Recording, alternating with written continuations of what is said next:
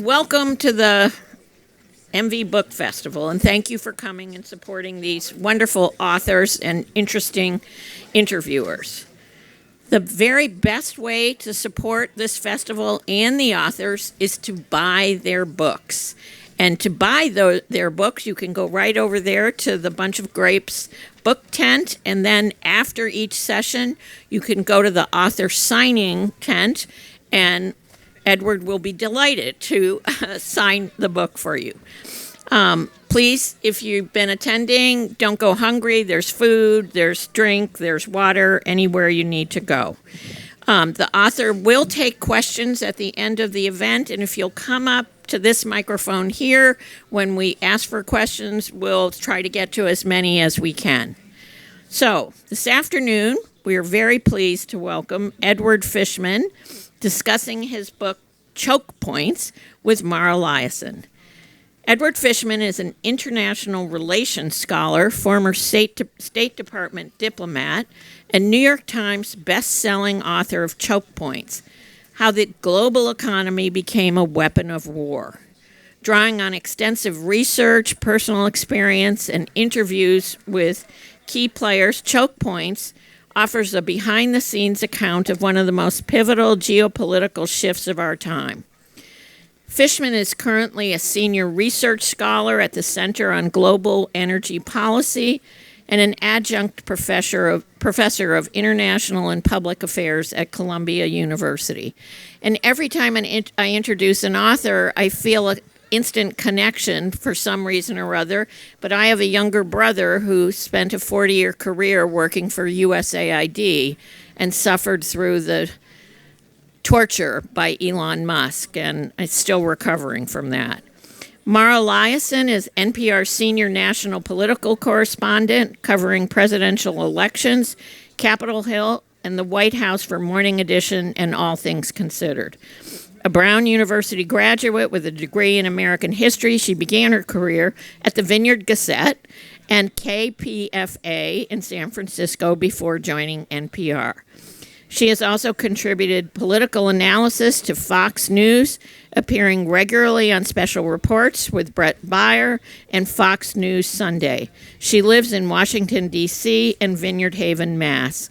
Please join me in welcoming them to the book festival and this tent.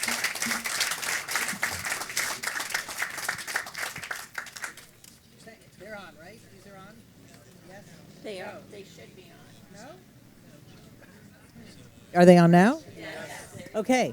Thank you very much. This is a small tent, but it's a mighty subject. Oh, wait. It's not on? Hello, hello, hello? Oh, okay. You have to hold them really close. Anyway, I'm saying this is a small tent, but this is a mighty subject, and I'm really proud of all of you guys for coming, because this is really important. And yesterday, if any of you came to the panel that Ed was on, which was a great panel, you heard him talk about writing the definitive book on economic warfare and how he structured it, a book about sanctions, into a compelling narrative about something that seems esoteric and inscrutable, but actually it has profound implications. And today we're going to talk about the substance of the book, why economic warfare matters and how it can affect all of us. And I just want to start with a little bit of big context, which I got based on the panels yesterday, which is that we are in the midst of three different kinds of climate change. Literal climate change, like the world is getting hotter.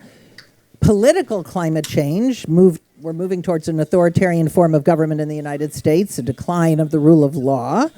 But also there's economic climate change, and that's the rise of economic warfare, the end of globalization, where governments and state power become more important than market forces, and that has a lot of implications, and that's what Ed is going to explain to you today. So if you could start by explaining why you called the book Chokepoints, and talk about the choke point, the original choke point, the Bosphorus, 2,500 years ago. It was a teeny little body of water, but it's where the history of economic warfare begins. Thank you, Mara, and thank you all so much for being here. I know it's, Sunday afternoon, so I'm going to try to bring some energy today, get everyone's blood flowing a little bit. So look, historically speaking, choke points are geographic features. Anyone who's been to Istanbul has seen the Bosphorus, which connects the Black Sea to the Sea of Marmara and the Mediterranean. every single day, 3 million barrels of oil, that's 3% of global oil supply, go through this little choke point. And even back further in history, southern Ukraine has been sort of the breadbasket of the world. And so even ancient Athens depended on controlling the Bosphorus for access to food. Historically speaking, though, in order to actually cut off a foreign country from access to one of these choke points, you needed naval force. You literally needed to park a ship in front of that choke point and say, "Thou shalt not pass," right? And we were all worried that this might Literal happen. warfare. Literal Yeah, warfare. yeah. And by the way, economic warfare, by the way, is as old as history. We've seen economic warfare happen throughout the centuries, but what it's always been has been through the use of actual military force. And even going back into the 1990s, some of you may remember when the U.S. and the United Nations imposed an oil embargo on Saddam Hussein's Iraq after Saddam Hussein annexed Kuwait in 1990.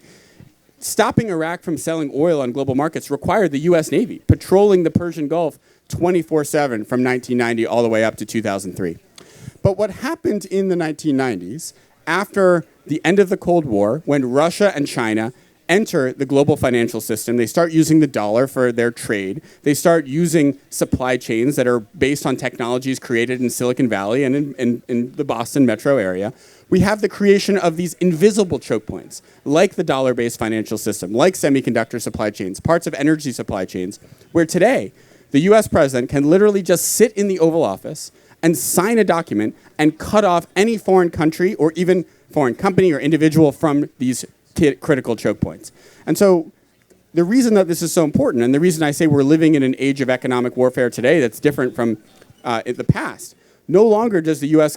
president need to put U.S. soldiers in harm's way to impose significant economic harm on a foreign country. It's as simple as signing a document. And I think that's created a significant moral hazard. Well, if economic warfare is supposed to be the nonviolent alternative to actual warfare, I want to ask you, how's it going so far? Because we've put sanctions on Russia and they're still invading Ukraine. Iran didn't stop going for the bomb. It sounds like, as you write, they can inflict a lot of damage, but not get the strategic result we want. So why do we keep doing them? And has it ever worked? Well, it has worked. And maybe just to quickly answer your broader question before getting more specific.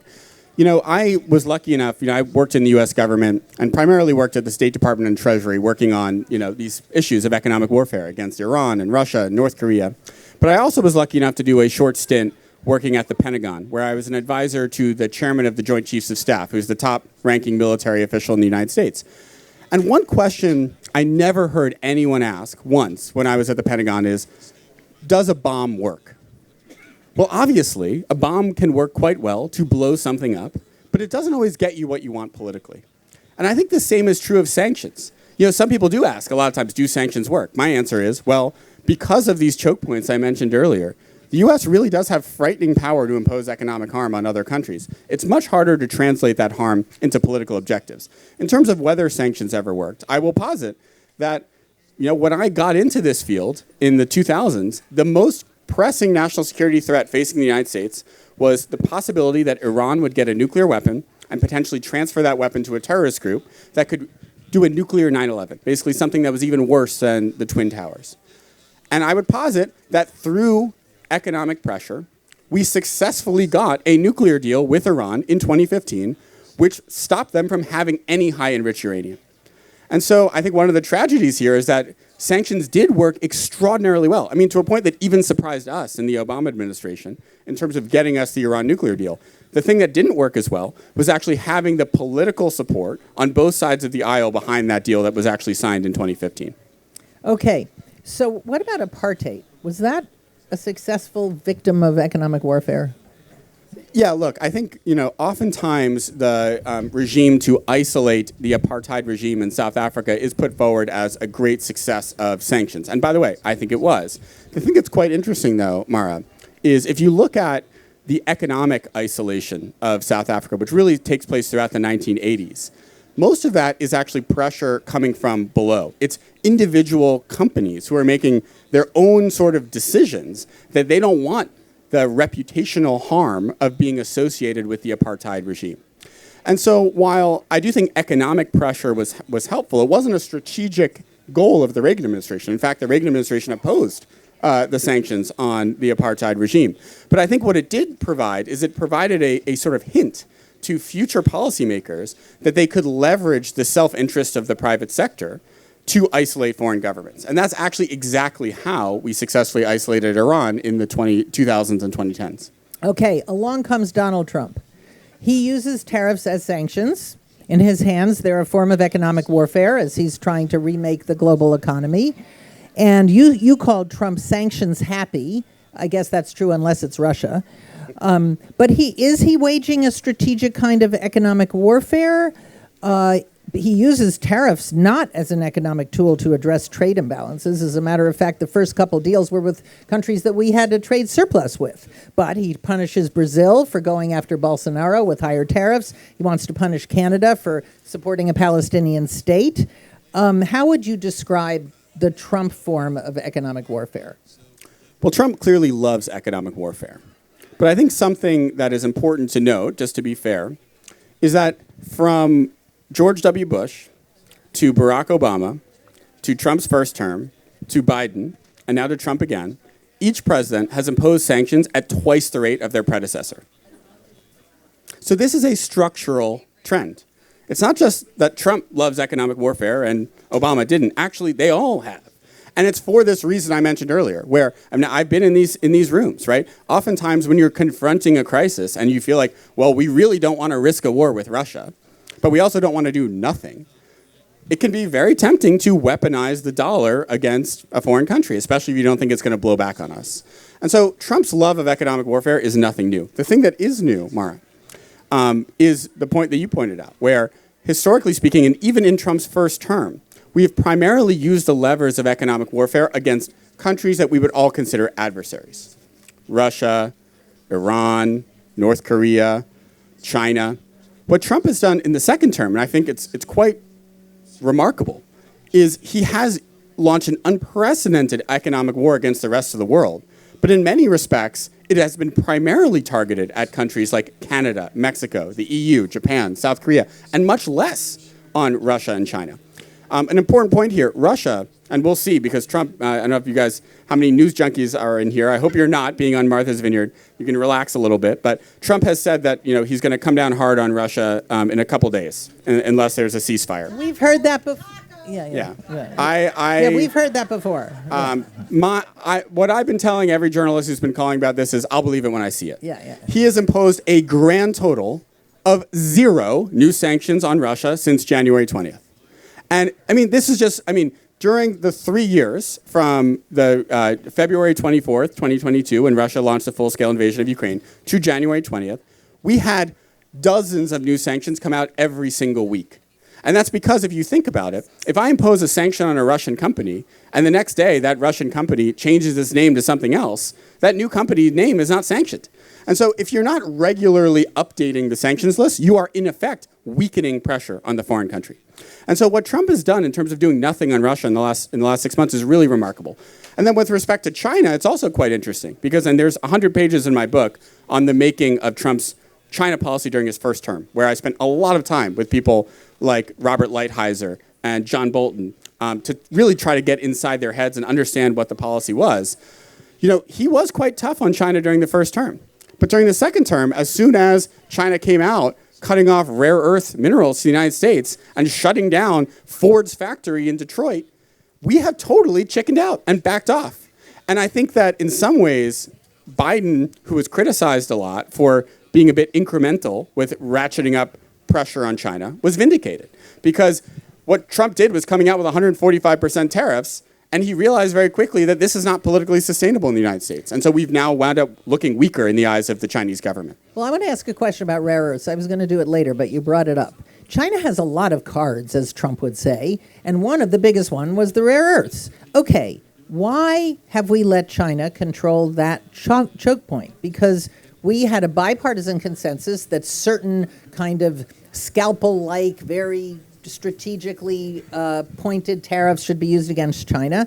All this talk about making the U.S. less vulnerable to China for materials that are important to our national security. Why are we still dependent on them for rare earths? And this would go even before Trump. So there's something I really hope everyone can walk away understanding about economic warfare. economic power is not just about size, right? Trump will say, the US is the biggest store in the world, and everyone wants to shop in our store. And so if I impose tariffs on a foreign country, they'll do whatever I say in order to get those tariffs lifted. And it's true, the US actually is the biggest importer in the world. But we only import 13% of all global imports. So 87% of trade has nothing to do with the United States buying that good or commodity. As I mentioned earlier, we are involved in 90% of foreign exchange transactions, the dollar. So the dollar is much, much more important than we are as an import market. Rare earths, it's super interesting. The United States only imports a grand total of $170 million worth of rare earths per year. But that's enough to shut down a Ford plant? There are yachts outside of Martha's Vineyard that cost twice that amount. There are probably homes in Chilmark that cost almost that amount. That is nothing, right? I mean, there are people on this island that could buy all of the global supply of rare earths in a single year. And yet, since China controls 99% of the supply, they can make us back away. It's more powerful than our giant consumer market. And so I think what's really important is understanding this concept of asymmetric leverage, where China realized that they have it over us. Why have we not mitigated that, even though we knew Wouldn't that cost this was very much money. Right? Yeah. Like I said, there are a consortium of people at this book festival could probably solve the issue. Yeah. The reason we haven't solved the issue is because the United States government has rarely actually done strategic industrial policy. We have allowed market forces to actually create the global economic reality we live in. And in many ways, it's helped us, right? With the dollar, that was largely created by independent decisions of financiers to spread the dollar around the world.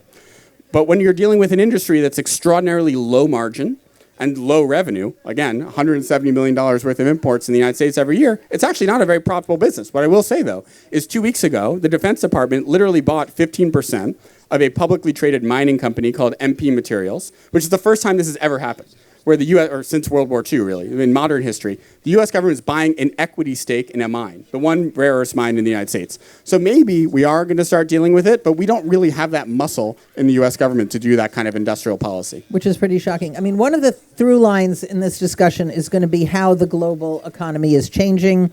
Trump wants to remake it. Now that you know more about these specific tariffs and deals that he's been making, and by the way, when he listed that list of countries that are willing to make deals, like Japan, South Korea, EU, those are all countries that are dependent on us militarily. That's a really important point. So I want to talk a little bit about this thing called the Mar-a-Lago Accords, which is a kind of, I guess, like almost like a paper that was written by Stephen Miram. He's the chair of the National Economic Council. Council of Economic Advisors. So he clearly had an idea of what the new global order should look like. But now that we see it emerging with Trump's specific tariffs, what does it look like? Is it deglobalization? What is it?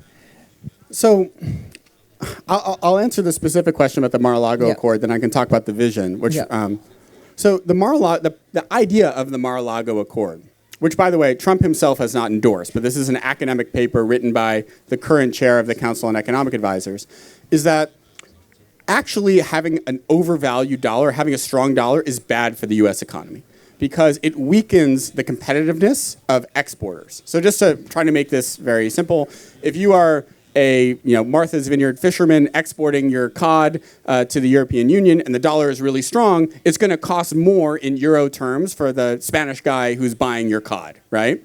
And so if only the dollar was cheaper, they would buy more cod from us here in Martha's Vineyard. The problem is, when you have a weaker dollar, it also means that everyone here in the room, your paycheck buys you less. So it may help that one cod vendor or cod fisherman in Martha's Vineyard, but it hurts all of us who are paid in dollars. Critically speaking, too, the reason that the dollar, to the extent the dollar is structurally overvalued, it is because that the dollar plays this sort of unusual reserve currency status, right? Where basically all of the global economic system runs through dollars. And what that means, though, is that it also allows the U.S. government to issue as much debt as it wants. Right? Any time the U.S. government comes out issuing 3-year, 10-year Treasury bills, which are effectively financing the U.S. government, there's demand for that at a relatively low interest rate. If all of a sudden the dollar was just like some other random currency, and what's happened since Trump came into the White House is the dollar has been in a structural decline. So in some ways they've been realizing what Stephen Miram wants. We are not going to be able to finance our debt this way anymore. And with the types of people in power who are in power today, that will mean a dramatic cut to social services. Like we saw in the One Big Beautiful Bill, cuts to things like Medicaid, where, the poorest and most vulnerable Americans are hurt. So wait, is the dollar a choke point? Most certainly, yes. Okay, so we are willing to give up one of our most effective economic warfare tools in order to make it easier for us to run ginormous deficits? It's a very confusing one, Mara. I wouldn't be recommending this policy. The thing that I find ironic too is and all of us sort of have to be, consumers of Trump's tweets and random quotes and trying to make sense of it. He has on 5 different occasions threatened massive tariffs against the BRICS if they build a currency to rival the dollar. 2 things on this. One, there's no chance in hell the BRICS are ever going to build a currency because the Indians and Chinese are not going to, have a joint currency together. But the thing that's interesting is it suggests that Trump actually is very worried about the dollar losing its dominant status. And so I think that you have, and in many ways, you have these contradictory ideas that are going on at the same time, where you have folks in the administration who want the dollar to structurally depreciate, whereas you have Trump who's worried about the dollar not being the king anymore. Right, and incoherence is kind of the trademark of the Trump administration because you can't understand why he wants to do things. Okay, so do you see, you just pointed out big contradiction between Trump and some of his other advisors. Do you see a process for this, or is it just Trump's whims, what he wants on a given day? That's the economic warfare strategy of the United States. So I'm really glad you asked that, Mara, because I think to me one of the most interesting things in writing my book, Chokepoints, was really trying to understand how policy is made in the Trump administration. I served in the Obama administration, which by all accounts was sort of regular order, right? We debated things in the Situation Room at a low level, and then they went to a mid-level, and eventually, if the president needed to weigh in, they would get to him. And so anytime a decision was put in front of President Obama, whether it was A, B, or C, all of them were vetted, right? And we knew what the strengths, weaknesses, and pros and cons were. Trump is very different. He doesn't have any process like that. And I think the best example is he's fired the entire National Security Council staff. Marco Rubio is ostensibly, the Secretary of State, National Security Advisor, and Chief Archivist in the United States at the same time. And so what he does is he actually has this sort of approach where he allows and actually in some ways encourages factionalism within his own administration. He wants different groups to be pursuing sort of different approaches at the same time. And so there is a contingent. Whoa, it's 4-dimensional chess? He's really a genius? He wants a team of rivals? That doesn't sound like Donald Trump. I'm not saying that, I'm not saying there's a method to it, but that is that is how he operates, and people have vouched for it. And so what that means is right now there is a contingent in the Trump administration who really wants, to continue strengthening the dollar as the global reserve currency. Then there are people like Stephen Miran. And what they're doing is they're pursuing their own policies, waiting until Trump's sort of in their headspace, and then coming and putting a decision on their desk when they feel like they can get him to sign it. What did Ashley Parker say the other day? If he says it twice, then we'll go do it. Right, but you don't do it if he just says it once. Okay, so here's my question. You write that to do sanctions correctly, you need intensive preparation, like you said you did during Obama, and a willingness to sacrifice. Now, along comes Trump and says, hey, I'm just going to send out some tariff letters, and tariffs are going to make America rich and replace the income tax. He's saying we don't need process.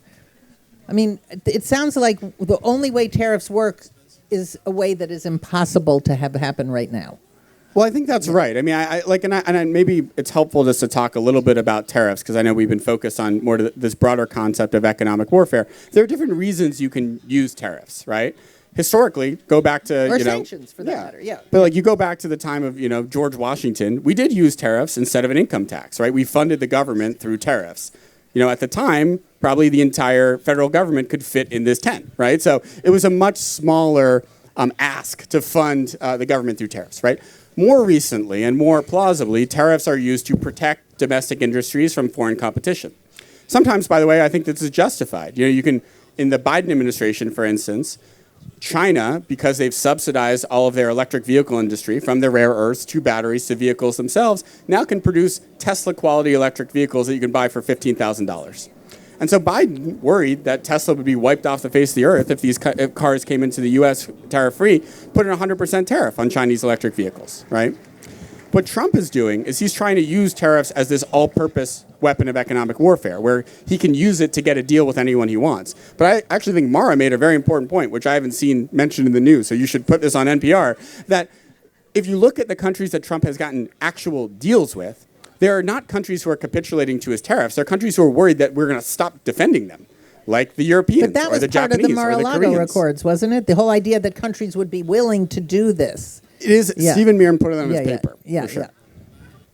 Yeah. Okay, so something else that you wrote in the book that really surprised and terrified me, like almost everything does these days.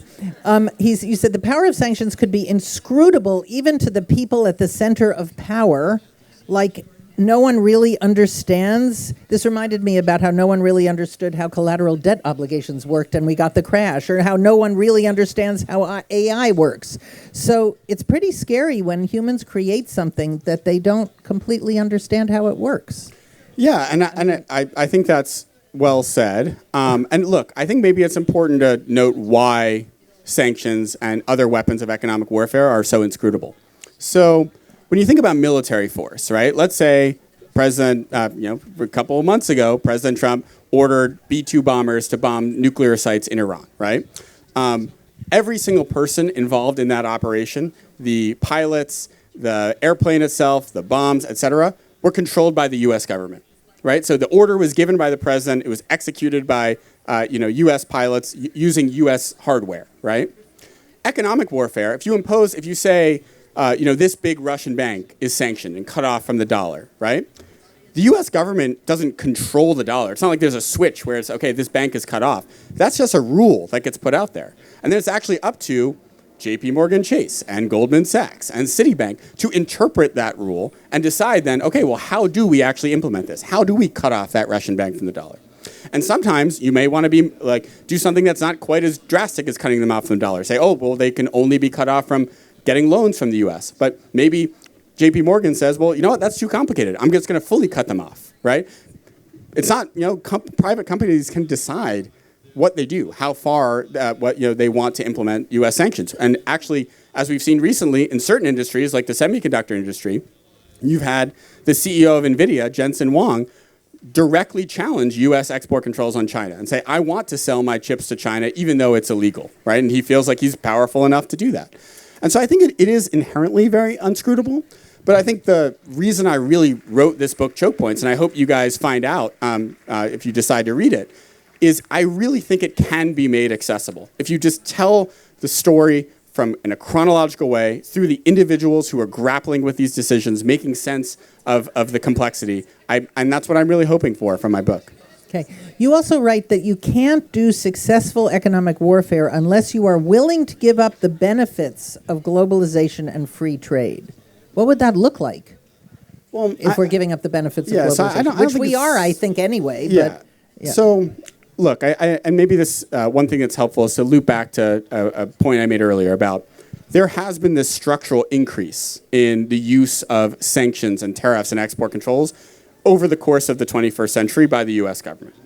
And so the reason for that, and look, there's a theory. You can't necessarily answer it exactly.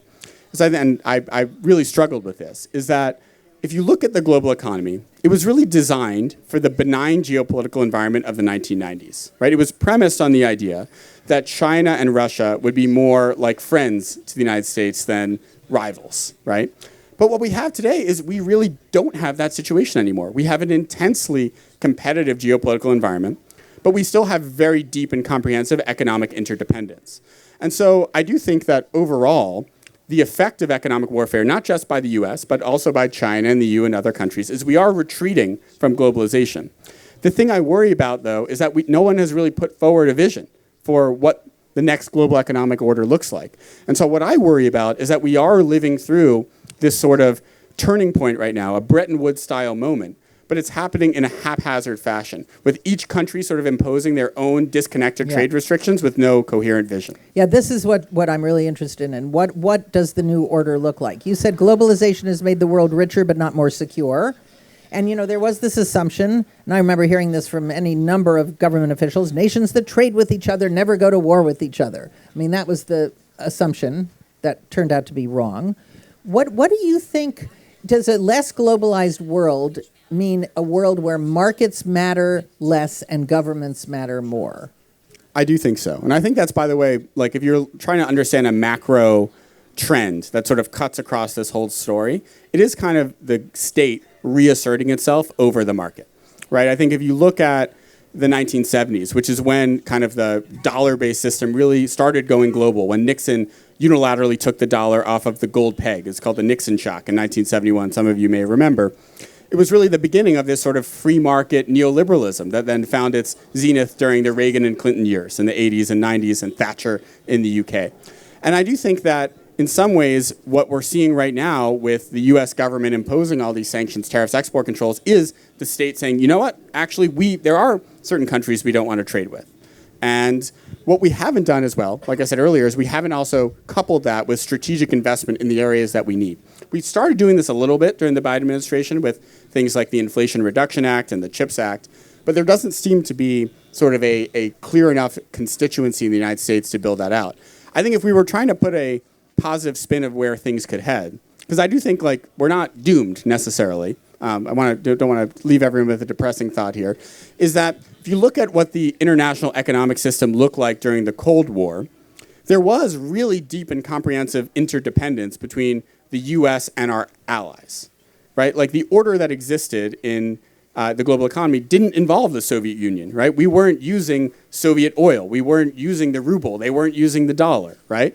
We could theoretically get to a place where we still have deep interdependence with countries that we trust, that we aren't worried are going to weaponize these choke points against us. But I think, unfortunately, we're not moving in that direction because Trump is threatening our allies.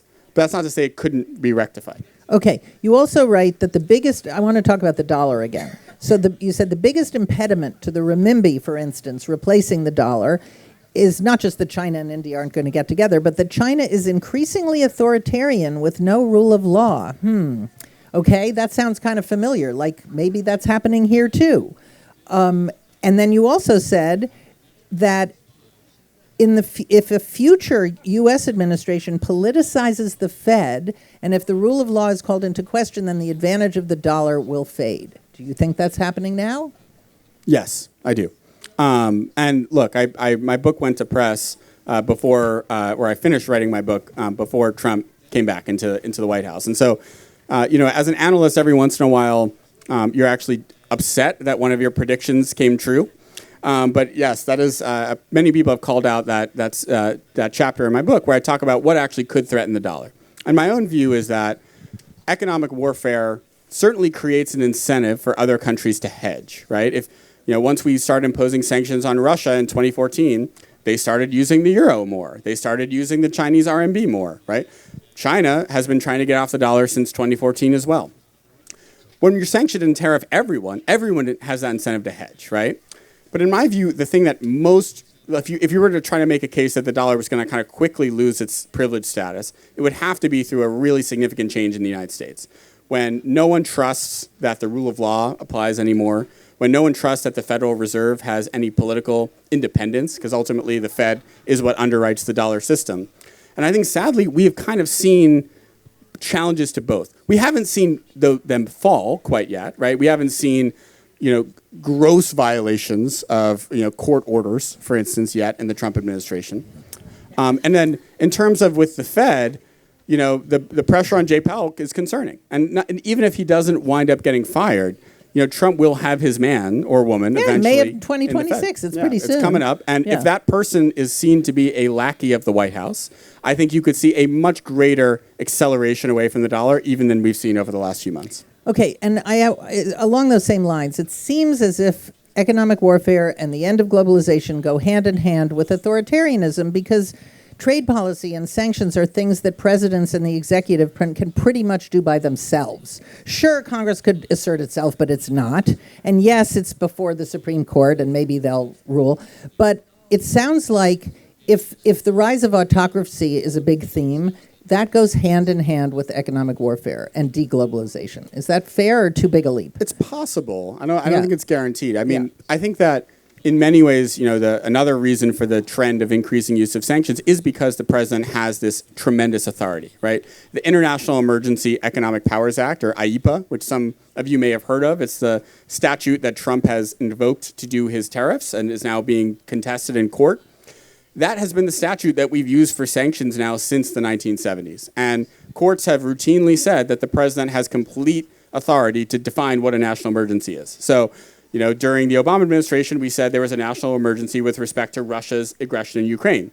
Trump has said there's a national emergency with respect to the International Criminal Court, and we need to sanction that, right? And courts have routinely said in the United States that it's the president's discretion.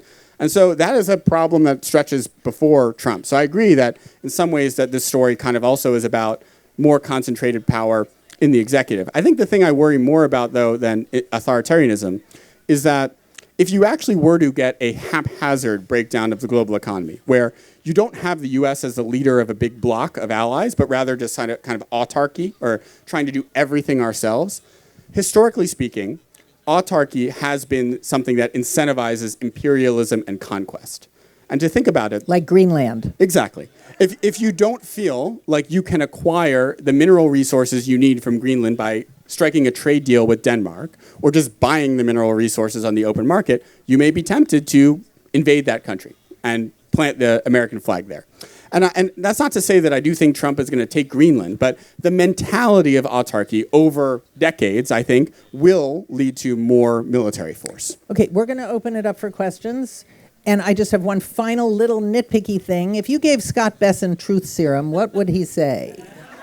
And the reason I ask this is he's out there saying, oh, don't worry, tariffs are just a loaded gun on the negotiating table. We're not going to have more than 10% tariffs. Oh, all this on again, off again is just strategic uncertainty. I mean, he's the market whisperer, right? He's kind of the... But what do you think he really thinks?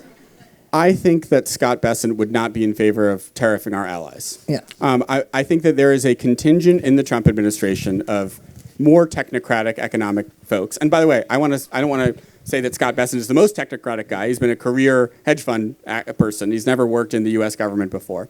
He's the Secretary of the Treasury. Right. Yeah, who believe that what we should be doing is decoupling from China, but actually getting closer to North American countries and European countries. And Trump doesn't want to do that. Trump views the Europeans as worse than the Chinese. Yeah. I think Bessent, if you actually were to give him truth serum, would be on the other side of the ledger. Okay, we have like 10 minutes, right? Oh, okay. Hi. Oh, hello. Yeah, go ahead. Thanks. There was a news story about 6 months ago, maybe 9 months ago, that I believe there was a discovery of rare earth materials in the Midwest somehow, and they were able to measure it, and they were astonished. It was literally tens or hundreds of times larger than any amount that they thought we had. But I hadn't read anything about what processes we had to actually break that down and process it. My understanding is you need to have the rare earth, but just like oil, you need to break it down into its components, flow off the methane, do all this other stuff. So do we or do we not have an asset in that? So we have plenty of rare earths in the United States. The issue isn't that we don't have these minerals. They're actually quite abundant in many countries, right? So the thing that China dominates is the processing of rare earths. So you take this material, and then you refine it, similar to the way oil is refined into things like gasoline and jet fuel and ethanol. And it's not useful until you refine it, right? China, for certain categories of rare earths, in particular heavy rare earths, which are the most important that we use in these industrial grade magnets and cars and whatnot, 99% of that capacity is in China. And as Mara mentioned, it's an incredibly environmentally destructive process. And so the idea that we would do this in the United States, most experts that I've spoken to think that that's crazy. So the question is, how do we do it? How do we decouple from China? I think you're going to have to find countries that are willing to have that level of environmental risk, places in maybe Eastern Europe or parts of Latin America where we would have to tighten our supply chain with them. Was that the idea of the Ukraine deal?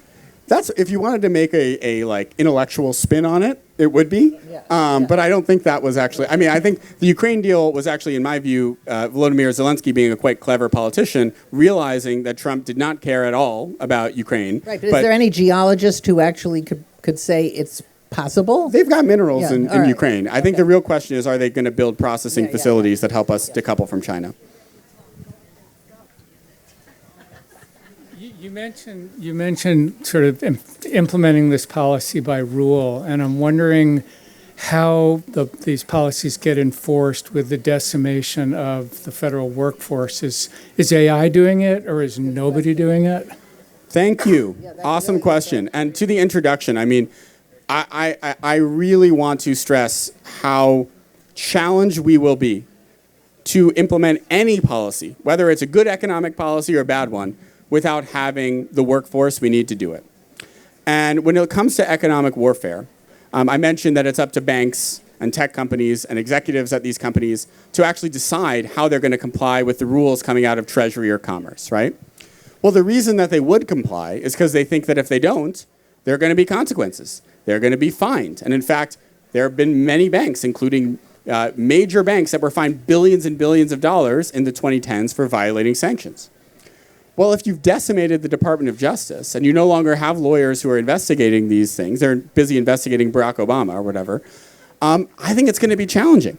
And so I think that this is a structural problem. I don't think it's necessarily going to rear its head immediately, but over 5-10 years, if we actually have an erosion of our law enforcement capability, you're going to see a weakening of American economic policy. Somebody invented a great verb called awfulizing, okay, which means like assuming the worst, right? Now, after he gave this incredible panel discussion yesterday, I went running up to talk to him. I was the only one there. So I said, look, we had trench warfare in World War I. We had tank warfare in World War II. And then in, what's this country we're in now? I can't remember the name of it, that we're fighting in. Where's the war in Europe? Ukraine started out as trench warfare and transitioned to drone warfare, which cost one micro tiny difference of the total defense budget. So we finally maybe be on the brink of solving the quandary of overspending in the defense budget.